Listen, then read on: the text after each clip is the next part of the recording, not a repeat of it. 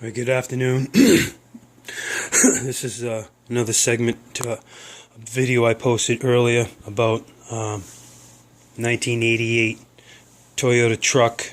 Mine's a 4Runner, but Toyota truck 4Runner, no start, cranks, but no start. I had earlier talked about getting the codes from the computer and using the trouble code chart that's in this book that I had purchased, the 1988 repair manual. Anyhow, the codes that I ended up having when I was trying to figure out my no start, I ended up with a code 14, a code 24, and a code 31. And the 14 was the ignition signal, but I had determined that was a loose connection that I had when I was messing around, and that's why that code had come up, and I was able to get that one out of the no start diagnostic. So, and then came over to 24, which was open circuit in the intake air temp sensor signal, which I should have rang a bell to me, because my vehicle's having a hard time when it got cold. But that 24 was my culprit, but I'll talk more about that. And 31, which was a short circuit between the VC airflow meter, which that one was when I had forgot to reattach the connector to the airflow meter when I went to start it, and that's why it tripped that code. So the only code I really had to really concentrate on was code 24, which was the open air temp circuit. Now, on most all these, from what I was reading and looking up, most of these no starts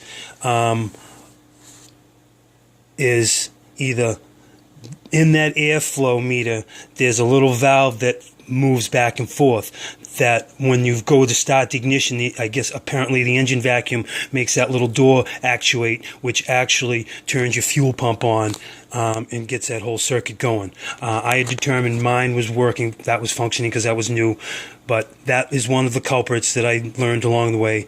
And another one is that all of those connections, it's essential that all those connections on the airflow meter are tight. From I was reading some on Yodatech, a lot of good information on that forum. But they said it's essential that those are tight in order to keep that vacuum tight door, have that door actuate properly. And then coming forward was what was called that cold start temp switch, which was my problem, but that is a major culprit also, which when my vehicle went down below 40 degrees, which it did, I noticed in the colder weather it was having a hard time starting, because this actuates a cold start injector, which is on the EFI unit itself, and that triggers that to shoot extra fuel in there when it gets below 40 degrees, and once above 50 it doesn't kick into that. But when I was testing that, my readings were all over the place. But anyhow, so you need to determine if your fuel pump is coming on. So as I said, that air valve, that little door there. But and what I was going to say was, because there's the if you are suspecting your fuel pump, there's actually there's a circuit that you can jump to. I'll just go ahead, and I believe I have it on this page over here. Oh yeah, here it is. If you're suspecting your fuel pump, there's jumper leads here on that little diagnostic pin. You see it's F, P, and B. So it's on the passenger side inner fender well, that little diagnostic door. So those two, so it's marked really closely. So yeah, you do a little jumper wire, and you can actuate your pump that way to test your pump. But mine all tested out fine. So like I said, I wanted to test my cold start injector because I suspected that. So there's a test here for the cold start injector. I did remove it. So you see where it is right there on the EFI unit. There's the little unit there.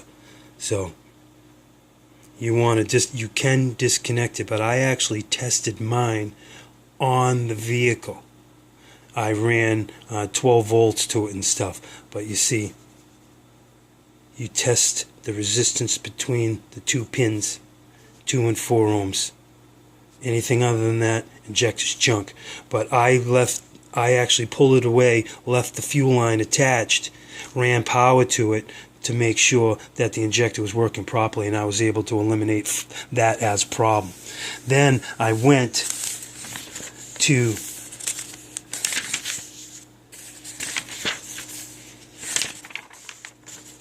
there it is right here, folks. A lot of problems. Start injector time switch. That's the function of it. The function of it is, okay, here's the important stuff. So what I did, there's the ohm meter there. There's the 2 pins to test that. But here's the inspection of the start injector time switch. So here you go. Measure the resistance of the switch. So I'm going to leave it on here for just a moment, and you can read all of that. STA and STG, you just take those 2 leads and you go between there. You see if it's below 30, well, there it is, 86 degrees Fahrenheit. There's the resistance that you should be reading. And if it's above 40, 140, there you go. Oh, I'm sorry, that's the 22 RE, TE. This is the stats we need to do. Forgive me for that. There they are. And that's how you test that. And if it's not within these parameters, that little culprit there. And I will tell you, you cannot buy these brand new. If you do, you'll find an OEM one and someone's going to ream you for it. They want over $100, $130, $140. I had to buy a used one. And what you need to make sure is when you do remove them, you can't see it on this one, but there's numbers on there. You need to get the same exact numbers. You need to match them in order for that to work properly. There's like 3 different numbers, so you need to make sure that you match them up. But you can only get these used. But that was what my culprit was. I went out and started it this morning, and it started flawless, and it went through this whole warm-up system setup that it hadn't gone before. So I know that choke, that's what that injector does. It acts as a little choke. It shoots extra fuel in there. But so that was my problem. Hopefully this information that I just shared helps somebody. And any questions, feel free to hit me up. There's an awful lot of information in this book I would be more than happy to share. And like I said, that was my problem, that cold start switch. And like I said, there's all the information you need to be able to get that in the ohm meter. Alright, so hopefully that information helped, and good luck with your project. Thank you for listening.